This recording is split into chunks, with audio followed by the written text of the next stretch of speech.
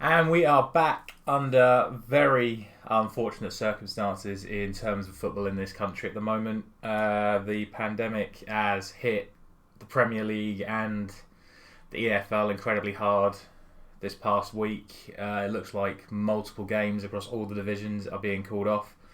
A lot of talk about how many players being vaccinated is the reason why. It is rumoured that there are certain clubs in the Premier League that have less than 50% players vaccinated, and that's why their games are being called off. I'm not going to get into the politics of it here, we're just here for a bit of fun. So let's just get into our usual video format. Only 7 results to react to and only 5 games to predict this week. But let's just get on with it. So, starting with Gameweek 17 predictions, as you can see, the games that were eventually called off, along with my predictions and the actual results.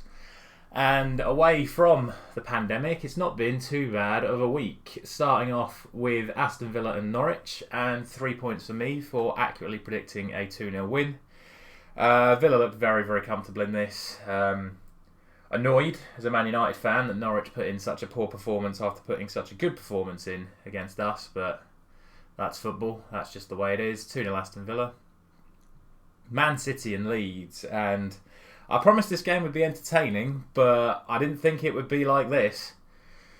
I knew City would get the win, but what a difference Kevin De Bruyne really makes, considering how well City have been playing over the last few weeks anyway. Seems to be back to their best, steamrolling teams, getting big wins, and then they put De Bruyne back in and take a team that took Chelsea all the way to the 93rd minute and then just absolutely obliterated them. Outstanding performance from Man City, and fearful for Newcastle in this week's game should it go ahead. On to Brighton and Wolves, and just let this moment sink in.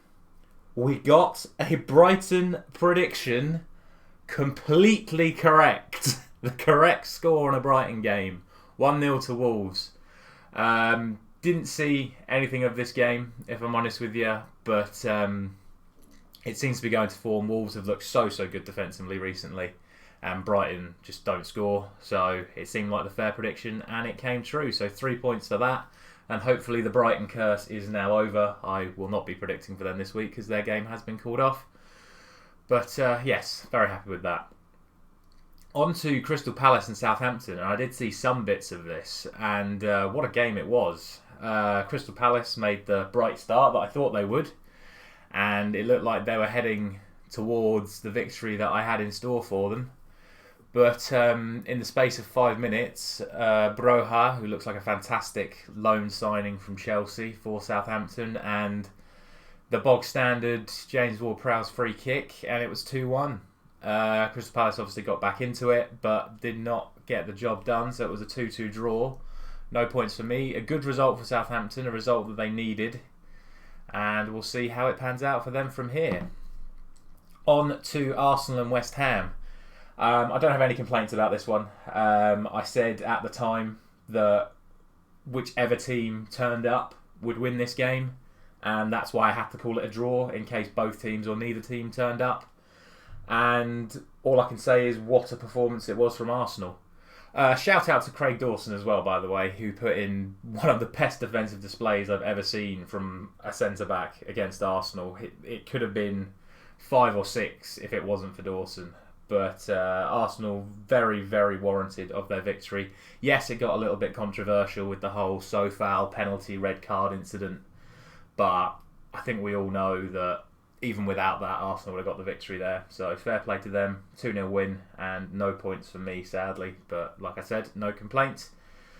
Chelsea and Everton, however, I mean, Chelsea really are in the mud right now.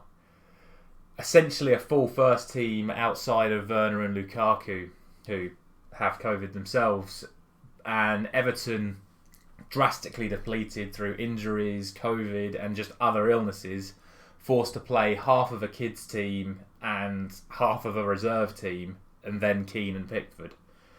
and they put in one of the best performances I've seen from a team that's just sort of been clumped together and told to go out there, certainly away at Stamford Bridge. Special mention to Branthwaite, who looks like a very, very good young defender that Everton have there, and I think we'll be seeing a lot more of him off the back of that performance. I don't really know where Chelsea go from here. I tipped them to win the league, but it all seems to be falling apart right now for Thomas Tuchel.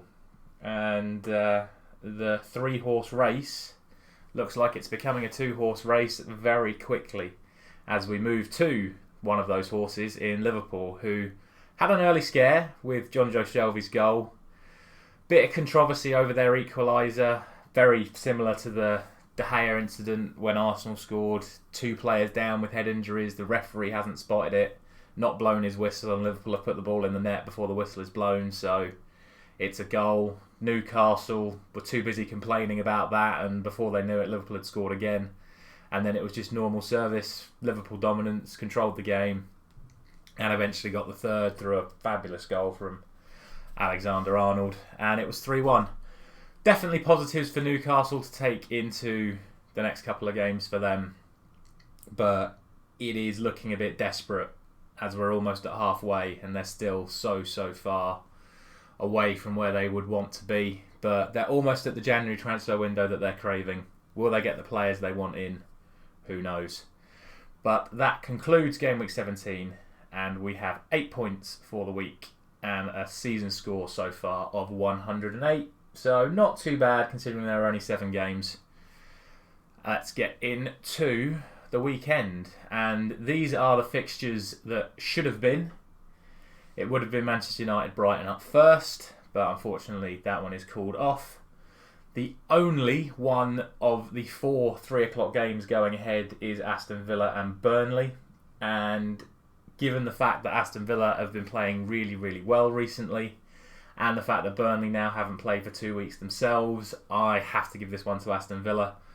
Burnley haven't scored now for nearly a month. Granted, 2 of those games have been called off, but they didn't score against Wolves, they didn't score against Newcastle, and I'm not tipping them to score against Aston Villa either, and I'm going to go for a 3-0 Aston Villa win, and I think it'll be pretty routine for them, assuming, of course, the game goes ahead. Southampton-Brentford, that is off. Watford-Palace is off. West Ham Norwich is off, and as you can see, I have accidentally skipped a little bit too far ahead and spoilt my prediction for Arsenal and Leeds, but that is my prediction for the 5:30 kickoff, and I am going to go for a 3-1 Arsenal win.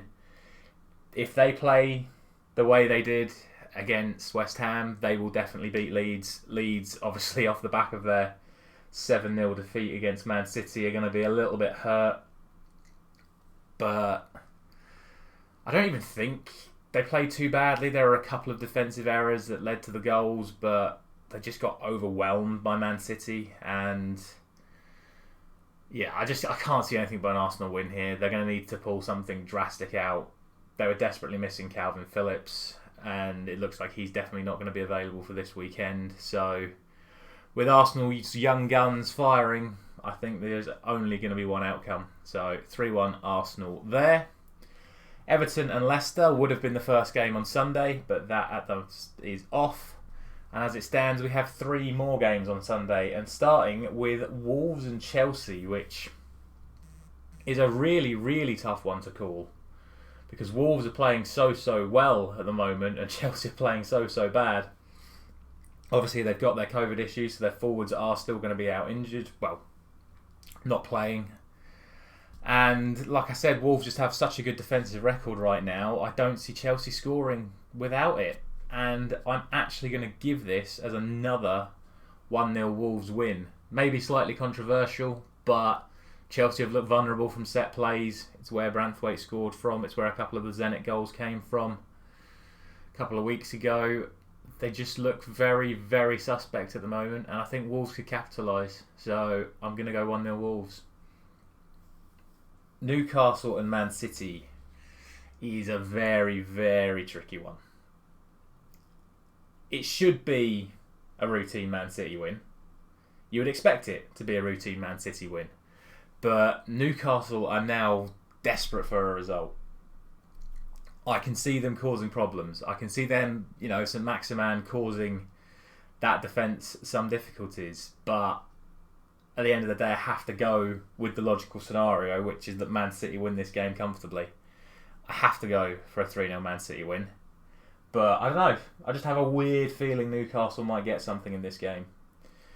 City are obviously going to be full of confidence after the 7-0, but it's the sort of game where you can get complacent, and it just wouldn't surprise me. It wouldn't surprise me, but for the sake of the predictions, 3-0 Man City.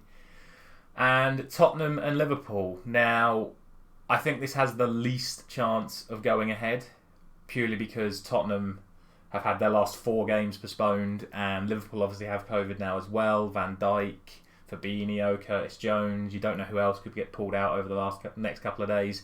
And of course, this is the last game on Sunday, so it's the furthest away from the time of me recording this.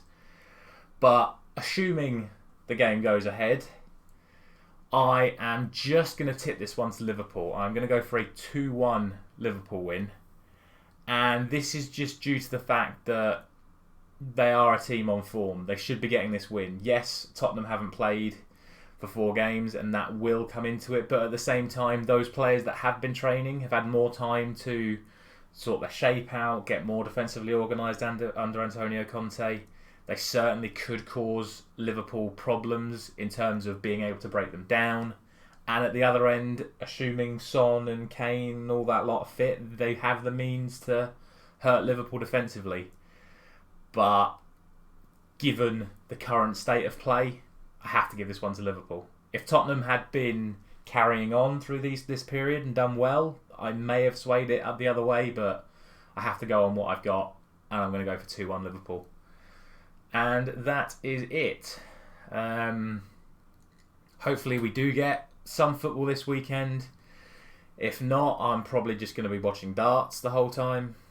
But assuming all does go ahead, I will see you again on probably Christmas Eve for the Boxing Day fixtures. I think it'd be a bit stupid to post on Christmas Day. So I will see you Christmas Eve.